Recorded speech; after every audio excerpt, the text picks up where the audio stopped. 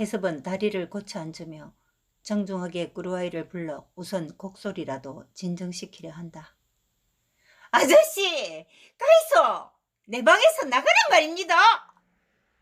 소양이 또 악을 쓰자 뒤에서 큰아지매의 말이 들린다.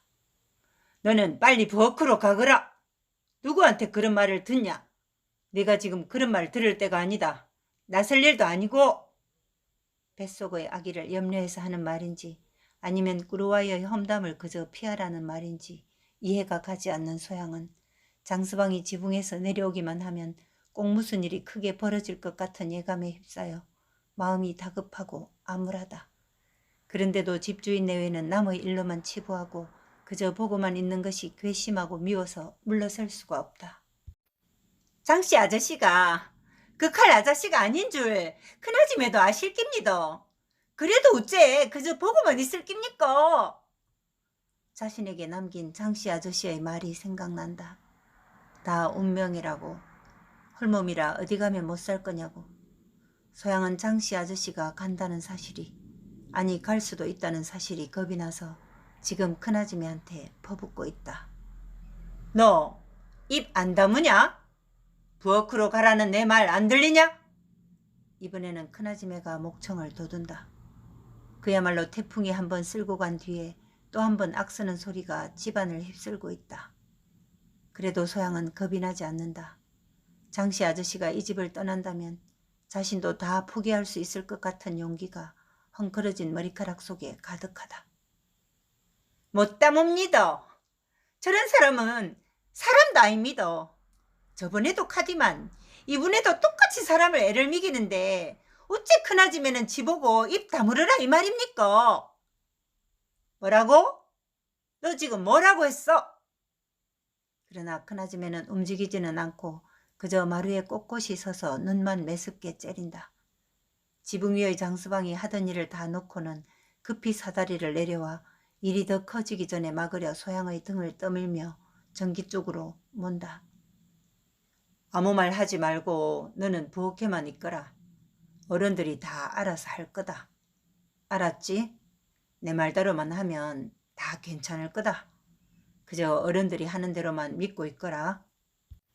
대청에서 눈을 무섭게 노리며 소양을 보던 큰아줌매도 그것으로 일단 순간을 넘긴다. 무엇이든지 천천히 해결하는 그녀 특유의 방법이다. 또 장서방도 자신의 일 때문에 불똥이 소양에게 튀는 것을 원치 않아 일단 수습했다.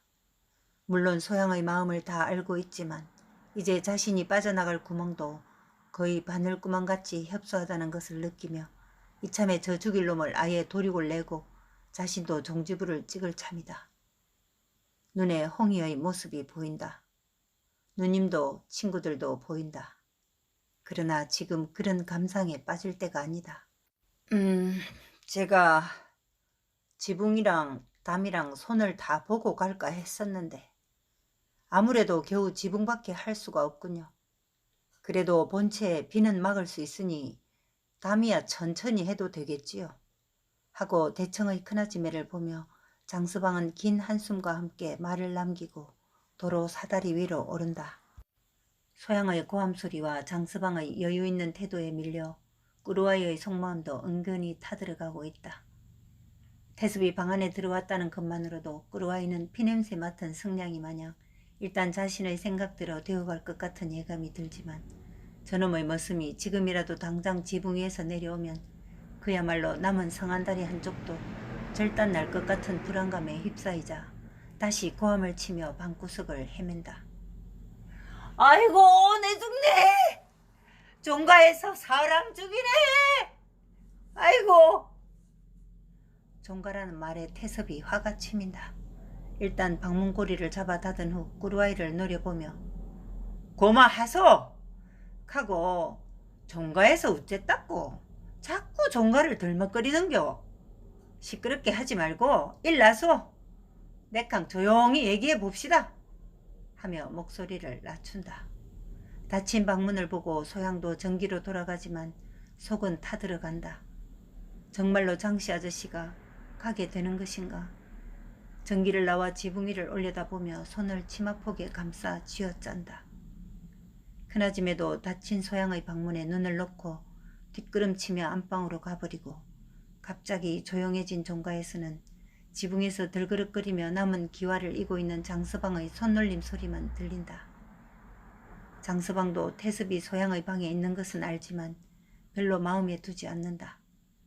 그저 이제 코앞에 닥친 자신의 운명이 예측할 수 없게 급하게 전개될 것에 준비하고자 차분히 마음을 가다듬는 중이다.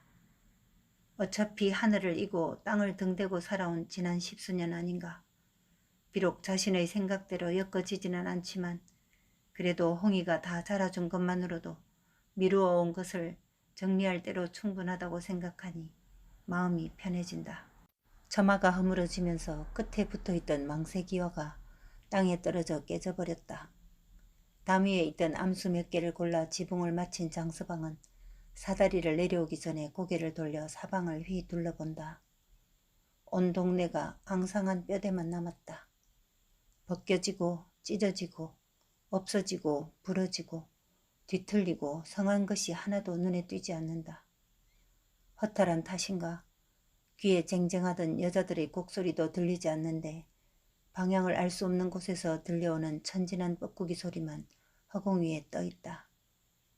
장서방이 사다리를 밟으려 아래를 내려보는데 소양의 방문이 삐끗 열리더니 조금 전까지 죽는다고 아우성치던 꾸루아이가 나오더니 절룩거리며 급한 걸음으로 대문을 빠져나간다.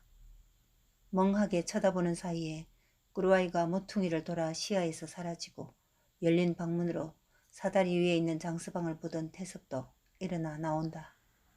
헛기침을 하더니 지붕을 쳐다보며 짝은 맞는가? 하고 묻는다. 눈으로 봐도 다른 쪽 처마와 다른 게 확연하지만 난리통에 그럴 것으로 믿으며 그저 한 소리 한 것뿐이다. 장서방은 질문에 답하는 대신 저놈을 보냈습니까? 하고 묻는다. 뒷짐을 진 태습은 돌계단을 올라가며 종가에서 시끄러운 소리 나는 게 좋을 리가 없네. 안 그래도 바람 때문에 정신이 없는데 하고 방으로 들어가 버린다. 안방에서도 들었다. 전기에 있던 소양도 들었다. 도대체 태습이 어떻게 꾸루아이를 내보냈는지 안방의 큰아줌매는 알 것 같지만 소양은 통 모르겠다. 하지만 장씨 아저씨하고 그놈하고 아무 일도 안 생긴다는 것만으로도 소양은 마음이 콩 튀듯 튄다. 전기문에서 대청 위를 힐끗 본 소양은 사다리를 내려오고 있는 장서방에게 쫓아가 두 발을 동동 구르며 기쁘지만 무슨 말을 해야 할지 몰라 그저 아저씨에만 남발한다. 아저씨. 소양의 마음을 아는지라 장서방은 소양을 달랜다. 그래, 소양아, 다 운명이다. 주어진 대로 살자. 하늘이 하는 일이라 미울 때도 고울 때도 있지. 하지만 어떻게 하냐. 사다리를 번쩍 세우던 장서방은 이상하리 많지 가벼운 사다리를 느낀다. 꾸루아이를 소양의 방 안에 내동댕이 친 태우는 등 뒤에서 들리는 태습의 고함 소리를 무시하며 소설 대문을 나왔지만 기지막으로 갈 생각도 없다. 그의 집도 다 날아가 버렸다. 아니 온 동네가 바람과 물에 휩쓸려 없어졌다. 다행히 바로 뒤가 산이어서 물이 불어나자 사람들이 산으로 피신하였지만 불어난 물이 일렁거리며 지붕을 헐고 석가래가 무너지고 차례로 한 집 한 집 눈앞에서 사라지는 것을 다 목격했다. 태우도 내려치는 비를 다 맞으면서 동네 사람들과 함께 나무 밑에서 날이 새기를 기다리다가 흔적도 없이 물바다로 변한 마을을 뒤로하고 끊어진 둑을 돌고 돌아 태봉으로 와서 그래도 만만한 꾸루아이의 집으로 갔던 것이다. 꾸루아이의 처가 자신을 벌레 보듯 하지만 개의치 않고 우선은 하늘이라도 가릴 방 안에 몸이라도 눕히자는 생각이었지만 자신을 보자마자 음모에 취한 꾸루아이의 성화를 못 이겨 종가에 그를 짊어지고 갔던 것이다. 발길이 창훈의 집으로 향했다. 술이 있을 리 없다는 건 알지만 갈 곳이 없는 발길이 그리로 갔다. 이상하리 많지 창훈의 집은 흙담만 무너진 채 지붕이 멀쩡하게 붙어있다. 태우는 사방을 둘러본다. 동네 한가운데 그것도 제법 키 큰 집들에 둘러싸인 것이 창호네를 피하게 한 것이다. 뒷단에서 태풍 뒤처리를 하고 있던 창호 어마이는 부르는 소리를 듣고 마당으로 나온다. 지나가다가 아침에는 어떤가 해서 들리심도. 캐도 하늘이 도왔는지 아침에 집은 멀쩡합니다. 사방을 두리번거리며 태우가 다행이라고 하자 창원에는 반갑지 않다는 듯 심통한 얼굴을 짓는다. 그도 그럴 것이 지난번 소양껏만 해도 자신이 공경에 처했었는데 이번에 또 저놈과 꾸루와이가 엮여서 사단을 냈으니 아무리 술 팔아주고 안주 팔아준다고 하지만 고울 리가 없다. 술도 없고 아무것도 없다 아재. 여기서도 반갑지 않은 사람으로 취급당하는 것이 내심 괘씸하지만 티내지 않고 술 먹으러 온 게 아니고 지나가다가 아침에는 어떤가 싶어서 들리심도 걔 안의 대심도 하고 돌아서는데 담을 끼고 일렁거리며 물동이를 이고 오는 광수애미가 보인다. 샘의 객수가 가득하여 동네 사람들이 운마을에 있는 옹달샘 물을 퍼나르고 있는 중이다. 머리에 천건을 이고 오던 광수애미도 무너진 담 안에 있는 태우를 눈만 돌려보았다. 별채에서 본 꾸루와이의 난리가 저놈 때문이라는 것을 알고 있는 광수애미는 본체 만체 그냥 지나친다. 순간 태우는 모두가 자신을 사람 취급하지 않는 것에 화가 치민다. 행수여, 함창서 껄뱅이캉 숨어서 만났담서요? 꾸루와이가 남긴 말이 문득 생각나서 큰 소리로 비아냥거린다. 광수애미는 숨이 콱 막히는 듯 자신의 귀가 의심스럽다. 발은 이미 멈추어 서서 꼼짝도 못하고 하늘이 캄캄해진다. 저놈이 그걸 어떻게 알았단 말인가. 애써 정신을 차리고 아무 대꾸 없이 발걸음을 옮기려는데 또 태우의 말이 들린다. 행수, 지한테 극하면 안 되지. 자신도 모르게 머리 위의 물동이가 힘없이 기우뚱하더니 땅바닥에 박살나면서 물이 사방으로 튀어 흐른다. 그제야 눈에 불이 켜진 광수애미는 치마를 움켜잡고 대뜸 태우 쪽으로 치닫는다. 네가 내보고 뭐라고? 네 오늘 맛 좀 볼래? 비록 화는 나서 허둥대지만 마음속에서는 저놈이 어떻게 알았을까 하는 생각으로 가득하다. 그래서 그런가 그렇게 잘 나오던 욕도 한마디 나오지 않는다. 광수애미가 달려들자 태우가 뒷걸음치며 손으로 막는 신용을 한다. 와카요 행수, 내가 뭐랬다고? 만나긴 누가 누굴 만나? 주둥이 잘못 놀리면 콱 찢어 놓을 기다. 인간 같지도 않은 기. 하고 맨눈으로 노려보며 한 손으로 치마를 털어낸다. 순간 영악한 태호의 머릿속에는 뭔가 잡힌다. 용렬한 광수애미의 행동이 그로 하여금 냄새를 맡게 한 것이다. 광수애미가 그래 만났다. 어찌어찌 해서 만난 게 아니고 그냥 지나가다 마주친 것이다 라고 했더라면 태호도 가지 스치는 바람 한 점 정도로 생각했을 텐데 안 만났다며 당황한 듯하는 광수애미의 태도가 한눈에 보이기 때문이다. 그리고 함부로 말하면 입을 요절내겠다는 광수애미의 말이 태호의 짐작을 결정적으로 확실하게 만든다. 그래도 미심쩍어서 태호는 미소까지 띄우며 한마디 던진다. 행수야, 알아심도. 네, 아무한테도 말 안 할 깁니다. 계산된 그의 말에 어리숙한 광수애미는 그냥 넘어가고 만다. 니 주디 조심해라. 내 가만 안 둔다. 아주 펄펄 날뛰며 욕을 해대더라면 태우도 꼼짝 못하고 슬슬 내뺐을 텐데 엄포로만 일관하는 광수애미가 태우에게 말려들고 만 것이다. 허우대만 크고 괄괄한 성품 때문에 사납기는 하지만 쥐도 새도 모를 일을 자신의 귀로 듣자마자 머릿속이 온통 뒤죽박죽 되는 통에 무슨 말을 하는지 무슨 행동을 해야 할지 아무 생각도 나지 않고 오직 마음 한구석에서 꿈을 대는 두려움 때문에 일이 되었다. 그저 한시라도 바삐 이 자리를 벗어나고 싶은 마음뿐인 광수애미다.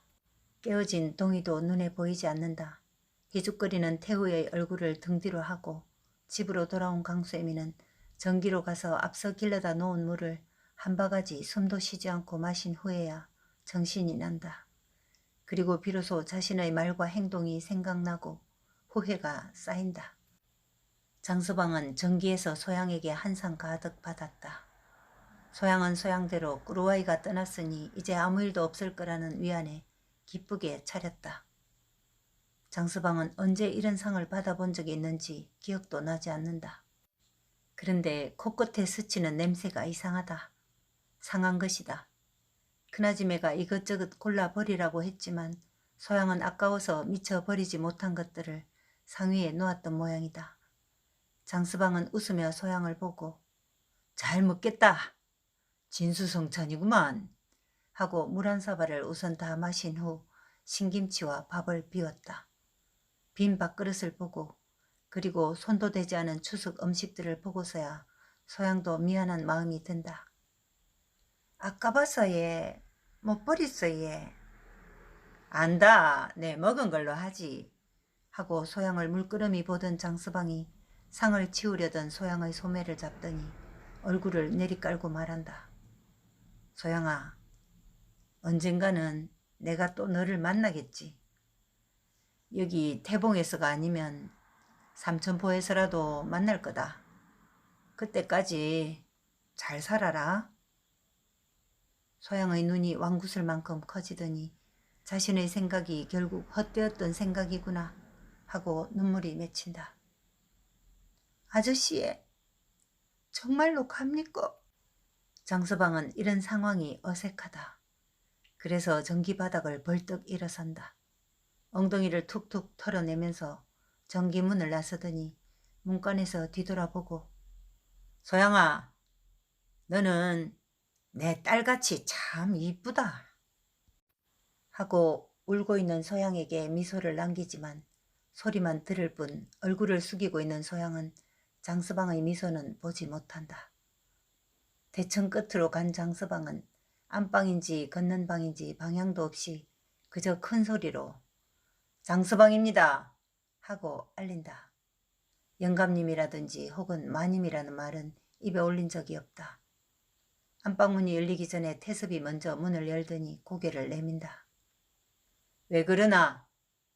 안방 큰아줌매는 영감이 걷는 방에 있으니 문은 열 필요 없이 그저 귀만 기울인다. 가볼까 합니다.